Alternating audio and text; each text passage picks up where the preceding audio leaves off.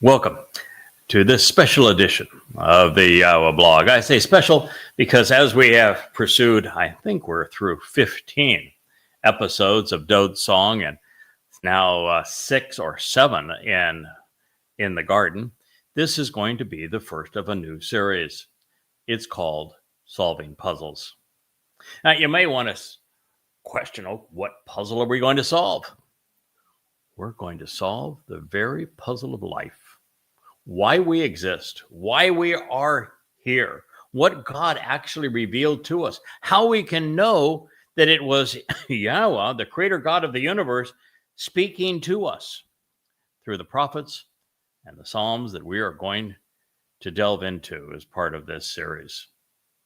You see, God was put in a very interesting position by man. And it's kind of unusual for us to think that mankind could put God in an unusual position where he would have to communicate through puzzles as opposed to forthrightly with us. Now, that's not to say that God misled us. He didn't. He just spoke in a way that required someone to unravel, to piece together what he had presented. It's very much like taking a jigsaw puzzle out of the box and dumping all the pieces on top of the table. And you're saying, oh boy, what is this going to be? And when they dump on the table, about half of them are right side up, half of them are upside down. So the first thing you have to do is you take all the pieces and you get them right side up. That's a really good start. The next thing you have to make sure is that the whole puzzle is right there. So you got the whole puzzle that you'll have a chance to review. And I'm always very systematic in my puzzling, just as I have been during the 23 years that I have tried to share with you the very words that God himself revealed to us, and then to explain the picture that God was painting after we put the pieces all into place. So the very first thing I will do every time I do a jigsaw puzzle, it's always the same approach. I take related colors. So I will look at pieces that all share a similar hue or a pattern or whatever it may be, but I will put groups of puzzle pieces all around the table. I even have trays for them. So I have these little plastic trays, and each of the plastic trays are specifically designed to hold a particular pattern or color. And then I take them, and so I'll go through the entire puzzle, all 1,000 pieces, and I'll assort them that way. Then the next thing I will do is I will look for all of the edge pieces, because framing the issue is central to understanding. When people present lots of information to you, unless they have properly framed the issue that you're going to be discussing so that you have the proper perspective to understand it, you know exactly where they are going with this, then it's very, very difficult to understand. It's exceedingly hard to perceive truth and to comprehend something unless the issue is properly framed. So that's the next thing I will do. And then it's all about being systematic and putting the pieces together so that all of the ins and outs all work in harmony together. And I'll even be systematic with that. Once I've got my pieces together, I will arrange all of the pieces with a single out and 3 ins together. Then I'll arrange all the pieces with all outs, and then with all ends, and every variation of them. Because once you start putting the pieces together, what you find is, proximity to the other pieces, therefore context, determines what shape is going to fit into all of this. What I have actually just described as it relates to solving jigsaw puzzles, and this methodical approach of framing the issue, getting all of the like hues and colors and shadings together, forming then an understanding of each piece has a unique shape so that it fits in context with another piece, is actually called chakma from Yahweh's perspective. And chakma is having the skill, the discernment, the judgment to know how things fit together so that you can transition from knowing I've got a lot of pieces here on the table to understanding when they're all put together correctly and you see the picture as a whole. And then you can even relate that picture to all of the other pictures Yahweh has drawn for us. So we were doing a family hour show this past Friday. And during that show, one of our covenant members, a longtime listener, posted something from the 78th Mizmor, and it just pierced my soul. It was, oh my, this is precisely what we're doing. This is why we're here. And so I'm going to share that with you. And what he did not indicate at the time is that presentation that I had written previously, and it happens to be in An Introduction to God, Volume 2, of the 78th Mizmor, does something that is my favorite as it relates to teaching and solving puzzles, if you will. Rather than just present the lyrics of the 78th Mizmor and say, oh, you figure it out. What I did is I integrated the lyrics of the 78th Mizmor with Yashaya Isaiah 25 and even beyond that. Because it is when you see the picture from the perspective that the prophet painted, then all the pieces fall into their correct positions. So we're going to take that same approach as we do this today. And the reason for doing it is that quite some time ago, 23 years now, when Yahweh asked me to re-engage and begin by exposing Israel's primary enemy. Let's identify who the enemy is so you understand their tactics, and therefore we wrote the books on Islam. And then began translating Yahweh's testimony from the oldest extant sources and explaining it to form the books of Yada Yahowah, now under the Yahowah brand. There was always this question in the back of my mind. Why choose me? There were 7 billion people on the planet at the time. I didn't even know Yahweh's name. I mean, my only qualifications, I thought, were that I had, in the years prior to that, disassociated from religion. I came up with 20 questions in Christianity, and I had previously been a Christian, that no one could answer. And I realized no one could answer, and they precluded me being honest, intellectually honest, and remaining a Christian. So I was no longer a Christian. And I had been very engaged in politics prior to this time. And then I got to know the political actors. I mean, personally, I had them in my home. I was in their home. I got to know these characters. And I was just appalled by them. And politics is nothing but the arena of unbridled egos. If you want to see absolute proof, go knock on the front door of the White House today. Now, the president he replaced was comatose, so it was weekend at Bernie's. So I'm not sure that it's always the arena of egos. It may have been the egos of his managers that put him up for that job. Anyway, it is the arena of egos. I had disassociated myself from politics, became apolitical, and I was anti-religious because I realized that the religion of Christianity had played me for a fool. It absolutely, under no circumstances, could be true. And subsequently, I proved that. Yahweh asked me to write the 5 volumes of Twistianity, which proved conclusively that everything about Christianity, including the myth of a Jesus Christ, is all for naught. So I figured that, okay, the very fact I'd walked away from religion and politics at least made me a viable candidate as someone to talk to. Okay, so there's other people that had done that. Why me? Why would God approach me? I had no skills in ancient languages. I had no scholastic training. I had been a former businessman. Why me?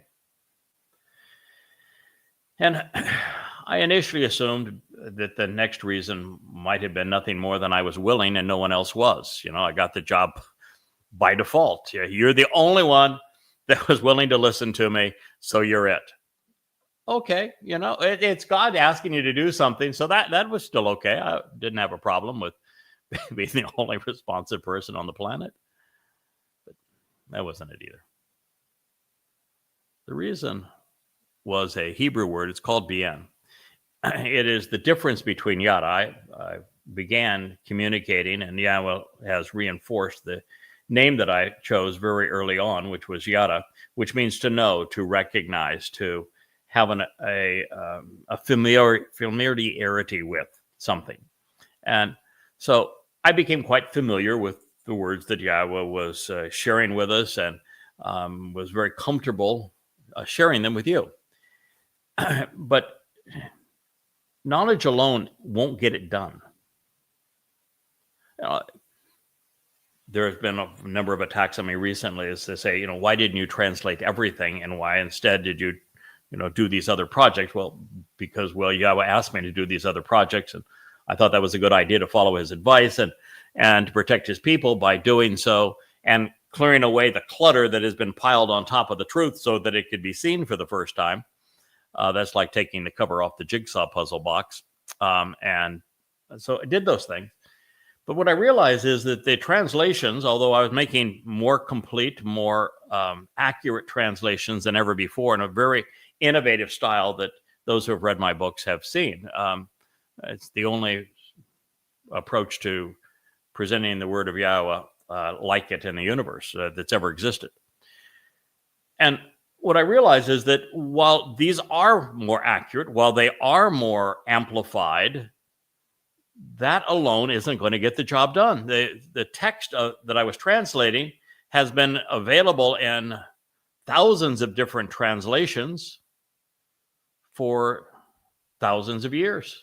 And yet no one understood how the pieces of this puzzle fit together. So I began to share the insights that I could derive from it. It gets us back to bien. So we began with yada. I know what the words mean now, and I've shared those, so you can yada. But no one understood what how this picture fit together so that they could appreciate what God was offering and asking in return, which is pretty essential if you want to form a relationship with him. And bien does that. Bien says that if you want to comprehend, if you want to understand, what you need to learn how to do is to make the proper connections. Like the jigsaw puzzle, you can't pit a big outie and a little innie. That's a technical term for you jigsaw puzzle workers. The pieces have to fit together. You can't hammer them together. You can't misfit. There's only one way that the picture fits together correctly. And so making the proper connections between things became the single most essential aspect of what I was doing. For the first time ever, I was going to help those who wanted to know the truth actually understand who Yahweh is, who he's not, what he is asking from us, what he doesn't ever want to see in our midst, and what he is offering us, which is so very different than what religious interpretations have conveyed. Understanding, making the proper connections. And when you do that, what you are essentially doing is solving the puzzle. And it's this puzzle that Yahweh has inspired through his words and through his spirit that I'm the first to solve in 3,000 years. And that is why we are doing the Yahowah blog. And it is in the 78th Mizmor that the whole concept of solving puzzles is introduced. So in this, which will be a shorter version of the Yahowah blog from our normal full hour renditions, it'll be about 30 minutes in this program today. We're going to get into the beginning of the 78th Mizmor, and we're going to find out how it leads then us into Yeshaya Isaiah for elucidation. So the psalm we're going to consider, excuse me, it was scribed by my king, your king, if you choose to join us in the covenant family, my Savior and your Savior, again, if you wish to be part of this. the chosen one of Yahweh, his beloved son, and our Messiah. And while that is true that he scribed it, the voice he is recording for us is none other than Yahweh. And it begins. This is a call to be circumspect, to understand and to prosper. Wow. Dode was cerebral. I mean, Dode was the full experience in terms of what humanity can offer, and that he was, well, mind over heart. He was far more emotional than most men, but by the same token, he was probably the most cerebral to ever live among us. And Dode celebrates what here is maskil. It is being circumspect, coming to understand so that you prosper. Maskil, if you were to amplify its meaning, is a call to be circumspect, to understand, and therefore to prosper, using the lyrics of this song, which encourage the listener to be prudent, to pay attention, to consider its insights, and to gain comprehension. Maskal is from sakal, and ma means to ponder the implications of, and sakal is thoughtful contemplation. For the purpose of asha, valuing this treasure and this storehouse where the most valuable treasures are kept. Akaf is also the name of Dode's favorite Lowy musician, but in this case, the musician's name is meaningless to us. What his name means is meaningful to us. So this is a call to be circumspect and to understand, indeed to prosper, for the purpose of akaf, valuing these treasures. My people, which would be Yisrael, made a point in our family hour that I didn't explain as well as I should have. I'm going to take just a moment here from this to explain it. I said that you can't, as a goy, as a ger, foreigner, call anything that is set apart unto Yahweh yours. Nothing that is set apart unto Yahweh, including any one of the 7 Moed Mikre, including his Torah, including his covenant, including his Ruach Kodesh, set apart spirit. None of the things set apart unto Yahweh belong to Goyim. Goyim are typically estranged from Yah. Now, that's not to say that a Goy or a Ger foreigner can't enjoy these benefits associated with the covenant. They can. But for a Goy to enjoy the benefits of the covenant, for a Goy to participate in Pesach, which is for Yisrael and those who are sojourning, living with and among Yisrael, attitudinally at least, you need to see yourself becoming part of Yisrael. Yisrael is also set apart to Yahweh. And so for us to be part of God's family, for us to be included in fellowship with our Messiah, our mentality has to be that we are joining Yisrael, not set apart from Yisrael. So we are joining Yisrael, becoming one with Yisrael. That's why all of the books that I have written, when I went through the first massive rewrite of them and representation of them, the primary goal was to convey everything to Yisrael, knowing that there would be Goyim who would also benefit, but that the Goyim who would benefit would stand with Israel, that their mentality would be that we are in this together, that Yahweh is calling his people home. His people are Yisraelites, inclusive of Yehudah, the beloved of Yah, and that we are joining them. Everything that is conveyed here is conveyed on behalf of Yisrael. When Dode says, my people, my family, He is speaking of Yisrael, and particularly of Yehudim. My people, you should choose to listen and respond. Azan. Azan is to pay close attention so that you hear the message and that you choose the most appropriate response. It is slightly different than Shema. Shema is the primary Hebrew word for listen, to hear. With Azan, which addresses the ear, attached to the noggin up here, so that what goes in the ear is processed in the brain. And when it's processed in the brain, you come down here to the old ticker so that you understand the implications of it and you're motivated to respond to what you have heard. So it's to pay close attention so that you hear the message and then you choose the most appropriate reply. Here it was written in the Hiffel, imperative, paragogic, hey, cohortive. Oh boy, that's a lot, isn't it? So here the Hiffel would say that we, as the object of this statement, mean part of Israel, are influenced by the subject delivering this message, who is Dode himself, speaking to his people, such that we become his understudy, so that we are, by listening to this, our response will be similar and shaped by Dode's words. That's what the Hiffel implies. And then we read that it's in the imperative. The imperative is second person volition. So it says, we should choose to listen. The choice is ours.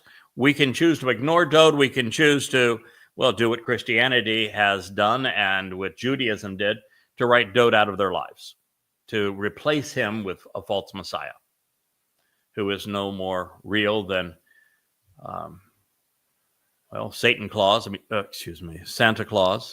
or the the Ishtar bunny, or the tooth fairy, for that, imagine.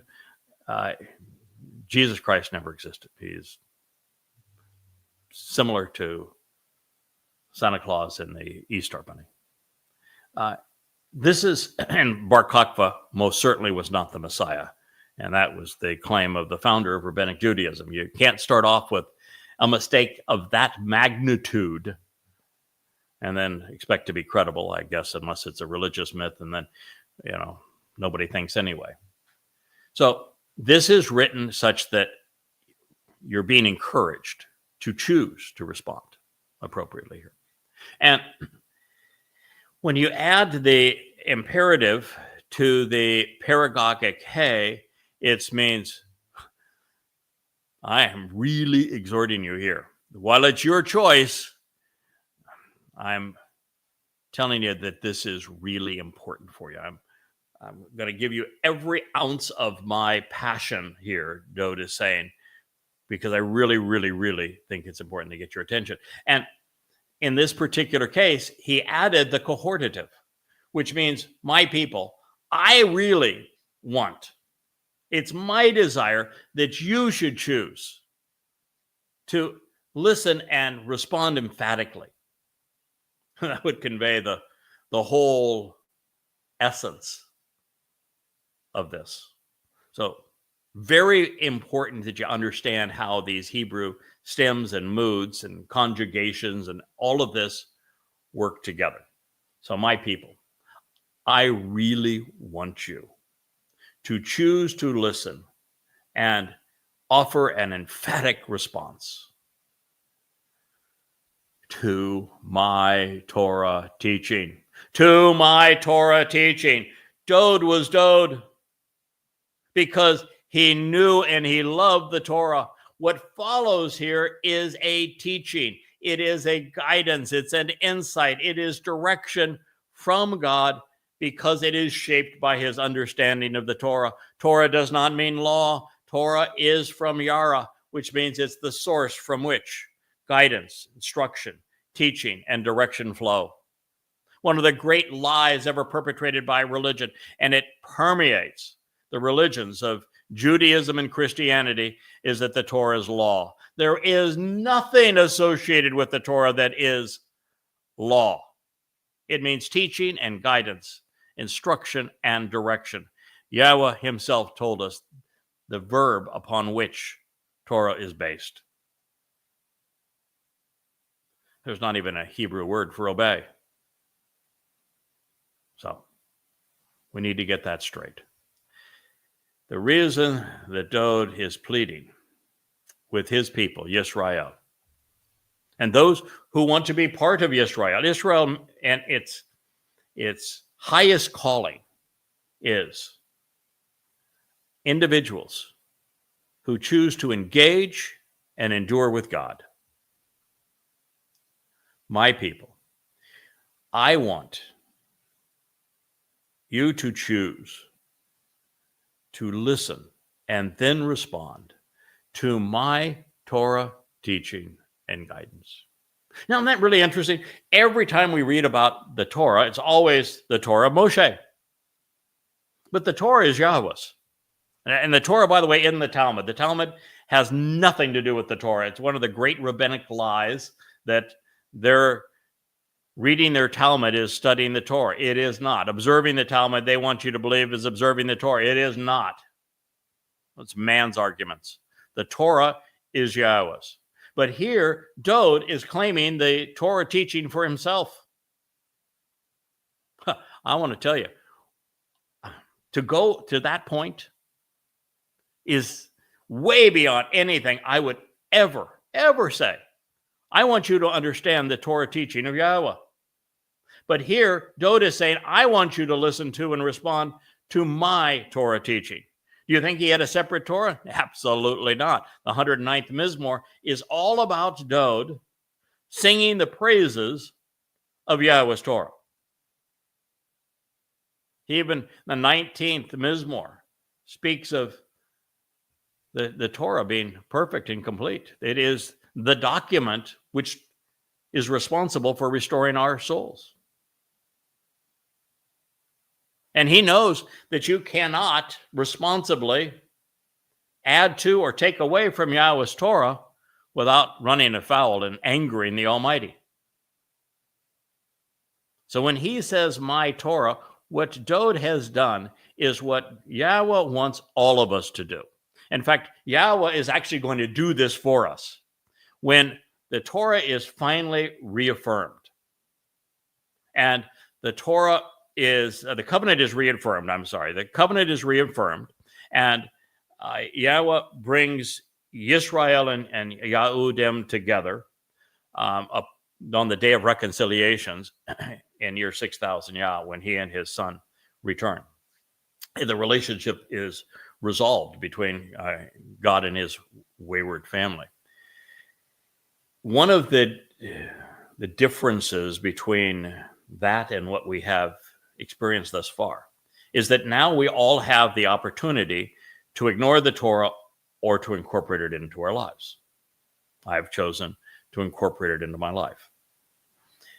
And the reason we have that choice is because we're approaching the very end of the period where we as individuals have this opportunity to either capitalize on Yahweh's Torah guidance and engage in the covenant and attend the Moed Mikra and celebrate who Yahweh really is and what he is offering, even to acknowledge him by name, or reject it.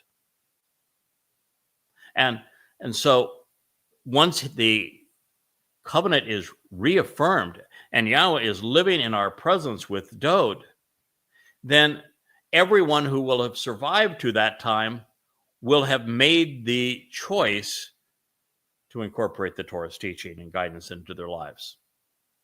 And therefore, Yahweh says, I'm going to write my Torah. I'm going to actually scribe it right inside of us. So his Torah becomes our Torah. So this is something that Yahweh actually wants us to do. It's just way too much for me to say that it's listen to my Torah. I want you to listen to Yahweh's Torah. We'll get to a point where Yahweh's Torah and my Torah are the same Torah. But Dowd, he's not like the rest of us. Dowd is Yahweh's chosen one. He is Yahweh's Mashiach Messiah, that Yahweh himself anointed. Dowd is the very Son of God, and he's about his Father's business. And so Dowd can say this, and when he says it, we should see Dowd and his life as the living embodiment of Yahweh's Torah. So this is Mizmor lyric, Psalm 78:1. We haven't even gotten yet to the point of puzzles to be solved, but we will in the next statement from Dowd.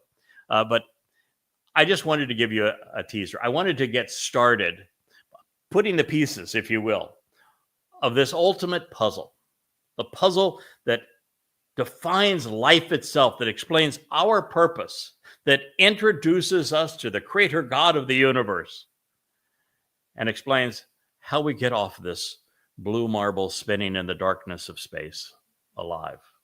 I want to put the pieces, start putting them on the table, start getting them organized for you. And when we resume with part 2 of solving puzzles, we'll take the next step along the way. I am Craig Winn, and this has been the YAHOWAH Blog.